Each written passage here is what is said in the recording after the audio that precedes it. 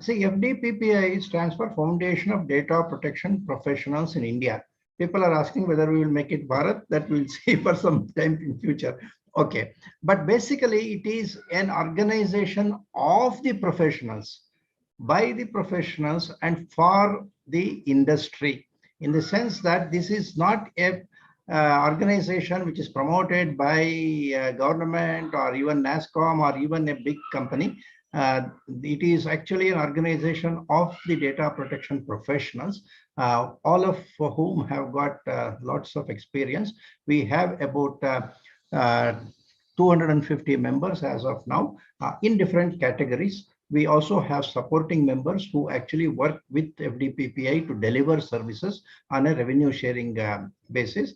And that they are actually the backbone of this particular organization.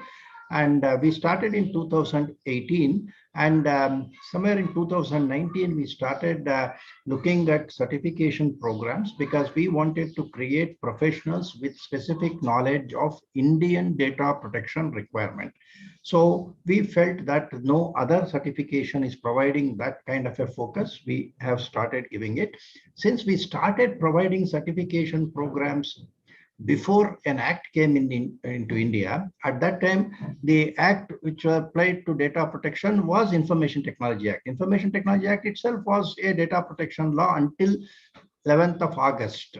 Okay, now a new law has come, and that is, along with the ITA 2000 leftover, becomes the data protection law. So we started our activity before this new specific data protection law came, but in every one of our certification programs, we have been following a policy that the next major change of the act will be covered freely by a bridging session. And that we have continued to do even before this act came.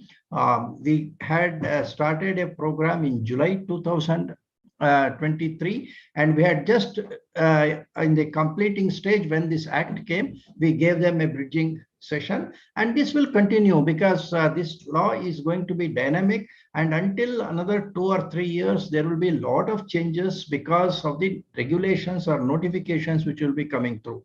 So once any person gets into our certification program, we try to ensure that he is continuously being upgraded.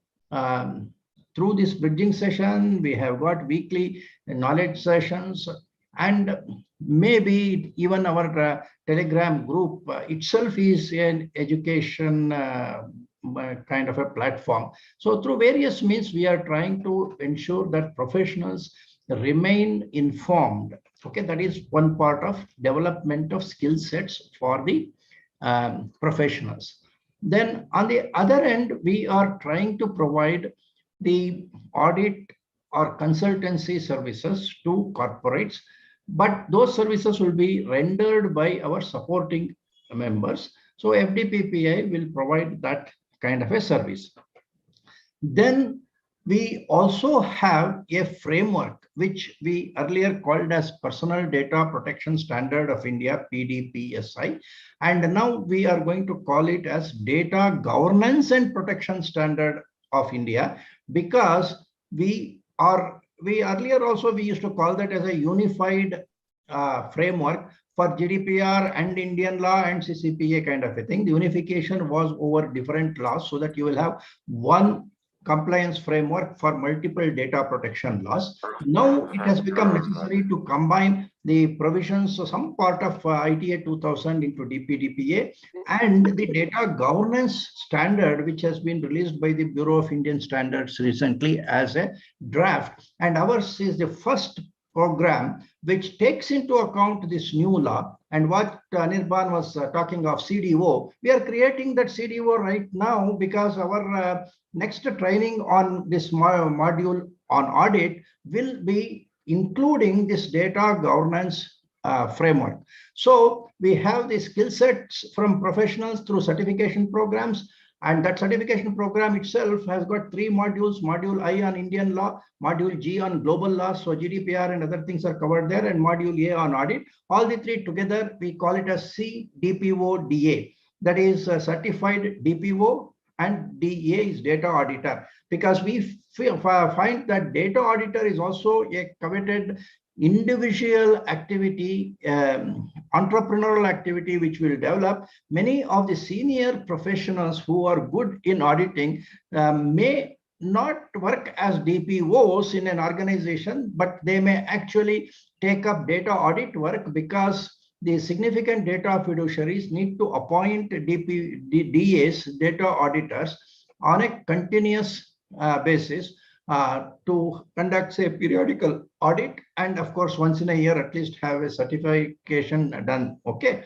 and these people who are trained in all the three modules of module I, A, and I, G, and A, or the CDPO, DA kind of people, are permitted to actually take up audits which are certifiable. Say our audit framework is a certifiable audit. It can also be used for implementation within the company, and it is also an assessment framework, because we calculate data trust score at the end of the audit, and that is one of the parameters for our auditors to qualify their particular data in audit. So one, they will audit for certification purpose based on what we call as an adopted implementation specifications.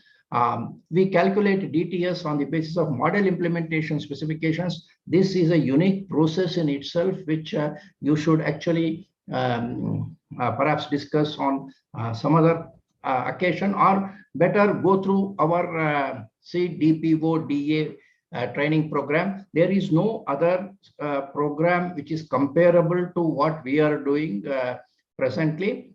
First of all, combining the ITA 2000 with this was itself an innovation, and now this in the audit module, combining the BIS data governance into this is another innovative thing.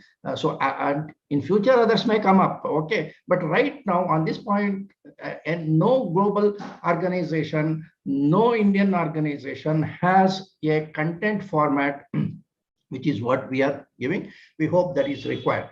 Now, subsequently, we are also trying to work on a platform which can exchange the services. We want our accredited people to go into what we call as a register. We opened a register called Indian National Register of Data Protection Professionals. So all our trainees automatically get entry there, and others who are not undergoing training with us can also register upon payment of a small fee. So you can create your own recognition in the industry. So you train yourself, you gain your recognition, and then use our framework. It's like an end-to-end service.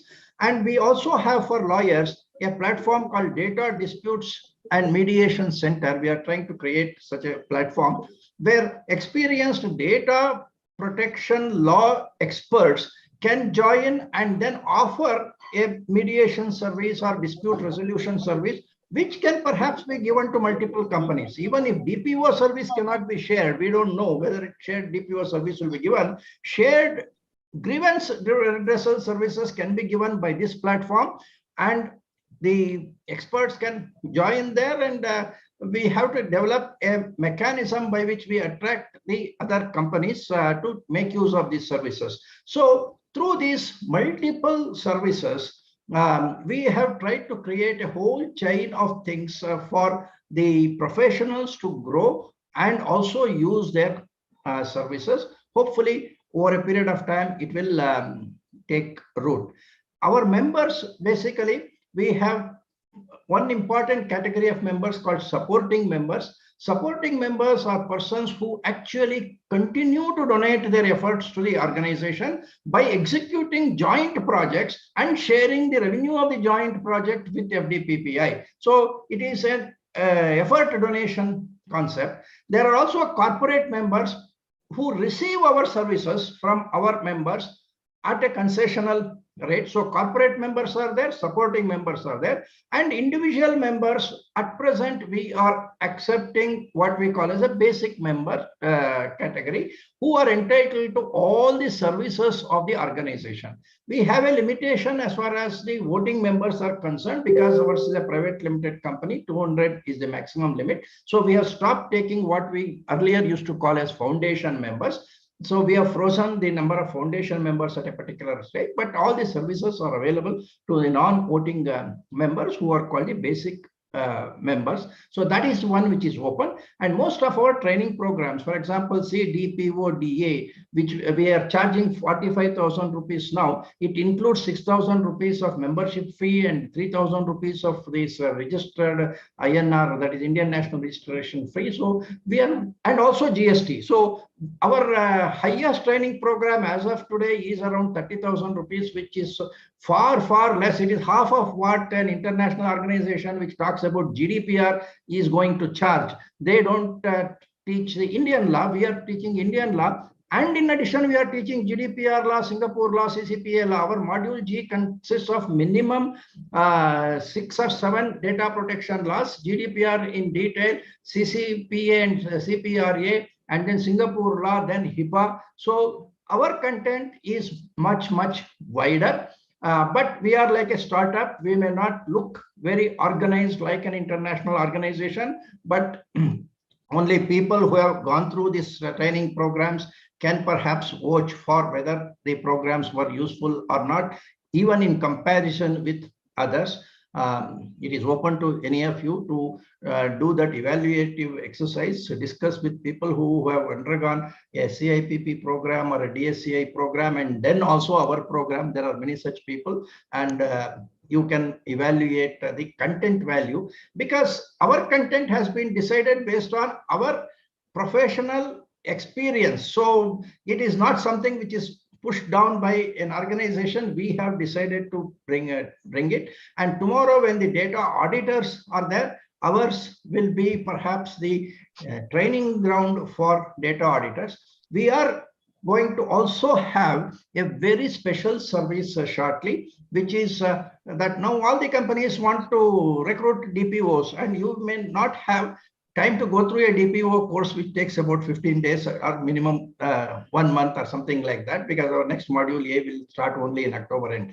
So it will take 1 month. So we have also been working with one of the placement agencies to ensure that the placement requests which they receive will be supported by a mentor session. So if you are having an interview for a DPO next week, maybe you can have a mentoring session with us, and we will try to give you a crash course on the Indian DPO, Indian data protection law, so that you can perhaps do better in the interview. So these are some of the thoughts which are oriented towards what is required by the community. This is not guided by either a reason to make more money or something like that, but it is a felt need of the community, which all of us have perhaps felt at one point of time or the other. So this is about FDPPI. We have got a board of directors with 3 directors. I am the founder, director, and chairperson. Nagendra Jevgal is the other founder director. Ramesh Venkatraman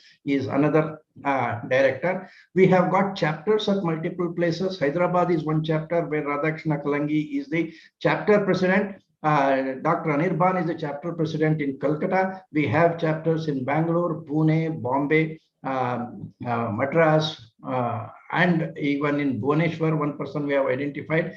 Delhi, we have identified somebody who has to still start working. And all these people together form what we call as a governance committee. And that governance committee will work with the board to conduct more such activities. In fact, every year we conduct a program called IDPS, that is Indian Data Protection Summit. We are conducting this year's IDPS 2023 on November 24th and 25th, Friday and Saturday. And that will be happening in Bangalore as a physical event. Last 3 of our activities, IDPS, was actually virtual event. So this time we are having a physical event in association with or in partnership with Manipal Law School. The Manipal group is collaborating with us in all educational programs of theirs, because we are supporting them in their LLM program and others. And we are using their infrastructure for conducting this physical program. So that is one of the, you can say, flagship events we have. Other than that, we have been conducting events on various other occasions, like the Privacy Day. We have conducted a Digital Society Day, October 17th. I used to regularly celebrate it as a Digital Society Day, because that was the day when Information Technology Act was notified. So on those specific occasions, or even otherwise, we try to conduct programs, but we are looking at support from other organizations. We have been conducting programs with ISACA at many places. We have been conducting with Madras Management Association. We feel that we are like a federation of data protection professionals. We want to work with all people. Sabka Saath is our kind of an approach. And wherever others come forward to help us to set up such programs, we are willing to provide our people and say the knowledge sharing, because otherwise we are not having the resources to have too many offline activities. So I mean, on physical events, but we are going to have a number of online events whenever it is possible. In fact, I have now committed to taking data protection to IIM Udaipur this week. Next week, I'm starting a course there, which is on data protection, but combining with the MBA requirements. So that is the first program of data governance and data protection, and creating the CDOs from the college premises. So see, I work closely with Nalsar. Nalsar already has done 2 or 3 programs on PG diploma in cyber law. They have been doing earlier. Now on data protection law, we have discussed Indian data protection law and international data protection law with Nalsar. Now we are taking this data protection law to the IIMs. So in a way, we are trying to ensure that the whole community in India is made aware of these activities. Okay, so that is roughly what is FDPPI. We are still only 4 years old, so in the startup community, 10 years is the limit. So I think we have still got a lot of time to actually grow bigger and bigger. But I would invite every one of you to actually join and make this your say organization. Okay, I am there as a promoter. Every organization needs a promoter, so it cannot just have it. So I am there, but I would like today's 300 members to become 10,000 members. Okay, because there are so many people associated with data protection. They should all come together, and we should grow to such an extent that we become a big force in the country when it comes to data protection. Right now, of course, we are reasonably well say noted even by the government, but beyond that, we need to really become a force to reckon with, for which more people have to join together. If you feel you can join together as a basic member, you are welcome. If you want to join together in any of our training programs, we welcome you. And in October, I'm starting the next module A, and now module I and module G is available on recorded mode. People who join now, they can go through this module I and G and then join for the program on module A by October. So that end of October, we will be having one new batch of the people who are trained in the current knowledge base. Okay. Sir, I think there is one question in the chat, sir, which asks that what is this basic member is all about. So if you just basic membership provides access to all our services, but as of now, we have tried to provide most of our services to people without any restriction, though there is a frequent demand that many of our free activities need to be actually restricted to members. And basic members will also get discounts when we handle more of physical events. Right now, when we have a virtual event, we don't want to actually restrict too many things. So the weekly knowledge sessions are open to people who are not basic members also. But we would like more of basic members to come in, and we soon may create premium content in FDPPI, which will be made available only to basic members. Physical events, when we conduct, the delegate fee will definitely be different for these basic members. In fact, every one of our members have got some kind of a cashback in the training programs, and I am confident that every one of our members are now running on a zero membership fee basis. They would have got some kind of a benefit discount in the next training program and other things.